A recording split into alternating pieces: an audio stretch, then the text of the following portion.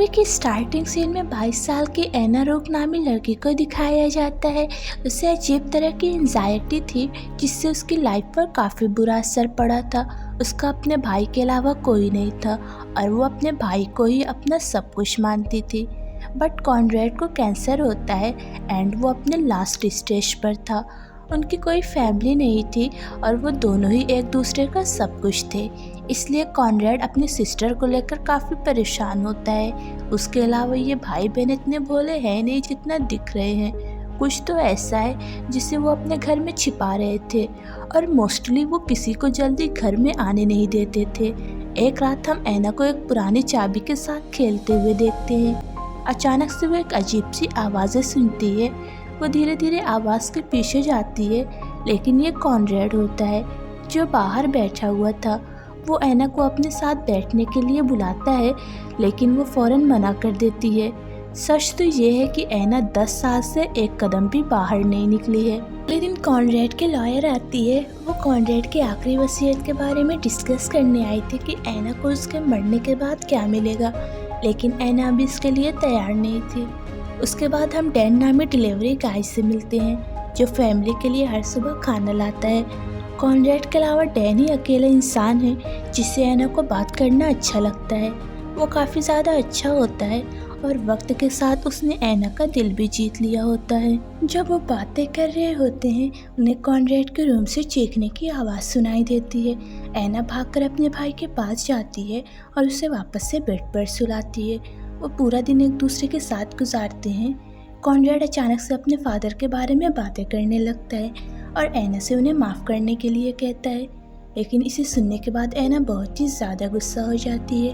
कुछ घंटे बाद एना का केयर अलार्म बजने लगता है और वो भागकर अपने भाई के पास जाती है, लेकिन वो पहले ही मर चुका था, जबकि ये होना ही था। लेकिन एना अपने भाई की मौत से बिल्कुल टूट गई थी। तभी डैन आता है और उसे सहारा देता है। वो एना से घर बेचकर कहीं और शिफ्ट होने के लिए कहता है, लेकिन इस घर से और अपने भाई की यादों से वो इतना ज़्यादा कनेक्टेड थी कि वो घर बेचने का सोच भी नहीं सकती। तभी डैन कहता है कि वो इस शहर से बाहर जाना चाहता है, लेकिन उसके पास इतने पैसे नहीं हैं। अचानक से एना उठकर चली जाती है और पैसों से भरी एक बैग लेकर आती है, लेकिन डैन पैसे लेने से मना कर देता है। एना कहती है जितना उसको ज़रूरत है उससे कई गुना उसके पास पैसे हैं। अगले दिन उसके भाई का अंतिम संस्कार होने वाला था। एना जाने के लिए तैयार होती है। वो किसी तरह अपने भाई से आखिरी बार मिलकर अलविदा कहना चाहती थी, लेकिन अपनी एंजाइटी की वजह से वो मजबूर थी। अचानक से एक गाड़ी उसके घर के सामने आकर रुकती है और 3 आदमी गाड़ी से बाहर निकलते हैं। वो खिड़की से ये जानने के लिए देखते हैं कि कोई घर में है या नहीं। इट्स ऑब्वियस कि वो घर को लूटने आए हैं। एना घबरा जाती है, लेकिन इससे पहले वो किसी को बुला पाती तभी उनमें से जे.आर. नाम का एक आदमी दरवाज़ा तोड़ता है और अपने दोनों साथियों को अंदर बुलाता है, जिसमें से एक उसका भाई वेंस और दूसरा उसका दोस्त पैरी होता है। उन्हें लगता है कि एना फ्यूनरल में है, लेकिन तभी कैटल की आवाज़ आती है जिससे उन्हें ये क्लियर हो जाता है कि एना अभी भी इस घर में है। जल्दी से भागकर ऊपर जाती है, जबकि वो तीनों उसे घर के एक एक कोने में ढूंढते हैं। पैरी उसे बाथरूम में छिपा हुआ देख लेता है। इससे पहले वो तीनों उसे पकड़ पाते, एना घर के फ्रंट डोर पर पहुंच जाती है। उसके पास भागकर अपनी जान बचाने का पूरा मौका था, लेकिन अपनी एंजाइटी की वजह से वो फ्रीज हो जाती है। जेप भी धीरे से दरवाज़ा बंद करता है और पूछता है वो भागी क्यों नहीं, जबकि वो आसानी से भागकर अपनी जान बचा सकती थी। वो जब ऊपर अकेली थी तो पुलिस को भी बुला सकती थी, बट उसने ऐसा नहीं किया। आखिर उसके पीछे का रीज़न क्या है? एनीवे, उन्हें इससे ज़्यादा कोई फ़र्क नहीं पड़ता। उन्हें अभी के लिए पैसे चाहिए, जिसे एना घर में कहीं छिपा रही है। जेपी और उसका भाई विंस उसे ढूंढ रहे थे, जबकि पैरी उस पर नज़र रखे हुए होता है। एना उसे अपनी एंजाइटी के बारे में बताती है। वो ये सुनकर सरप्राइज हो जाता है। ये चेक करने के लिए कि वो सच बोल रही है या नहीं, उसे ज़बरदस्ती घर के बाहर निकालता है। उसे मज़ा आने लगता है, लेकिन उसकी कंडीशन काफ़ी ज़्यादा ख़राब हो जाती है और वो बेहोश हो जाती है। विंस उसे उसके रूम में लेकर जाता है और बकिया दोनों पैसा ढूंढने लगते हैं। उन्हें बेसमेंट में बिना हैंडल के तो दरवाज़ा मिलता है। वो उसे खोलने की काफ़ी कोशिश करते हैं, बट नहीं खुलता है।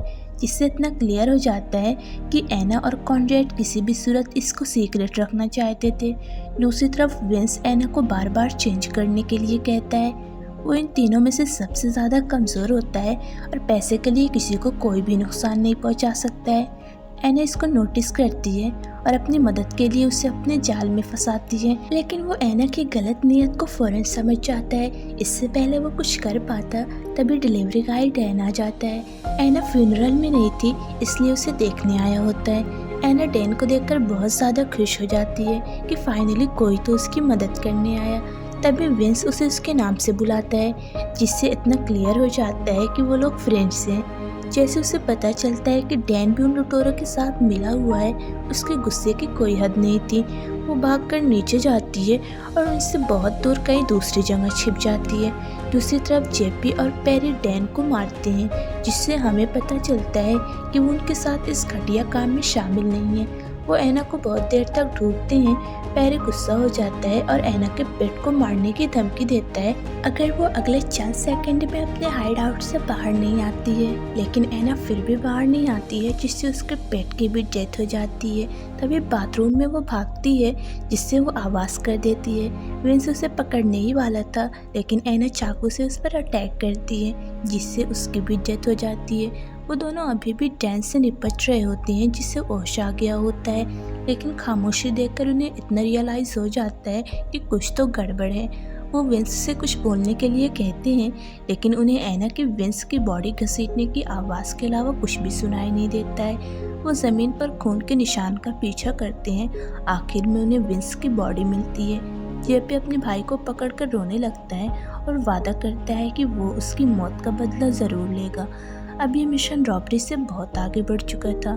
ठीक तभी पेरी एना को एक दरवाजे के पीछे देखता है, लेकिन उसके अंदर आने से पहले ही वो दरवाज़ा लॉक कर देती है। वो भागकर अपने रूम में जाती है और वही चाबी लाती है जिसके साथ वो मूवी की स्टार्टिंग में खेल रही होती है। वो चाबी से एक सीक्रेट टाइप की मशीन खोलती है। वो लीवर को खींचती है, जिससे जेपी और पेरी अंदर ही लॉक हो जाते हैं। रॉबर्ट दरवाज़ा तोड़ने की पूरी कोशिश करते हैं, बट ये बिना हैंडल के होता है और उसका पूरा कंट्रोल एना के हाथ में था। दूसरी तरफ डैन एना को सब कुछ बताता है कि विंस उसका दोस्त है। उसने उससे कल के पैसों के बारे में बताया था। उसे इस बात का नहायत ही दुख है कि उसकी वजह से उसके साथ ये सब कुछ हो रहा है। उसने कभी भी नहीं सोचा था कि वो लोग लूटने का ही प्लान बनाने लगेंगे, लेकिन फिर भी एना को उस पर यकीन नहीं होता है। वो उसे बेसमेंट के पास लाती है, जो कि एना ने सीढ़ियाँ हटा दी होती है। वो उसे कूदकर अपनी बेगुनाही साबित करने के लिए कहती है, लेकिन जब वो मना कर देता है तो वो खुद ही उसको धक्का देती है। डैन दर्द से तड़प रहा होता है। एना ऐसी जगह जाती है जहाँ वो उनको आसानी से देख सकती थी, जहाँ वो देखती है कि जेपी डैन को टॉर्चर कर रहा होता है। हो सकता है कि एना को कुछ तो रहम आए। डैन की चोट देखकर एना उन्हें first aid kit box use करने के लिए कहती है, जो दूसरे रूम में होता है। इस बार दरवाज़ा अपने आप ही खुल जाता है, क्योंकि एना ने सेटिंग चेंज कर दी थी। लेकिन जैसे ही वो उस रूम में दाखिल होता है, रूम दोबारा से लॉक हो जाता है। उसी बीच पेरी के दरवाज़ा खोलने की कोशिश जारी थी। आखिरकार उसकी मेहनत रंग लाती है। अगले रूम में उसे एक फ्रीज़र मिलता है। जब वो उसे खोलता है तो उसे कई लाशें मिलती है, जिसे देखकर पेरी घबरा जाता है। वो बाहर भागता है, तभी एना उसके सामने आ जाती है। अब जबकि उसने वो चीज़ें देख ली है जो कि उसे नहीं देखना चाहिए था, तो अब उसका मरना तय है। अब वो उसे किसी भी सूरत जिंदा नहीं छोड़ सकती है। वो उसके सिर पर हथौड़ी से मारती है। पेरी गला दबाकर उसको मारने ही वाला था, लेकिन उससे पहले ही उसका काफ़ी ब्लड लॉस हो जाता है, जिससे मेन टाइम उसकी डेथ हो जाती है।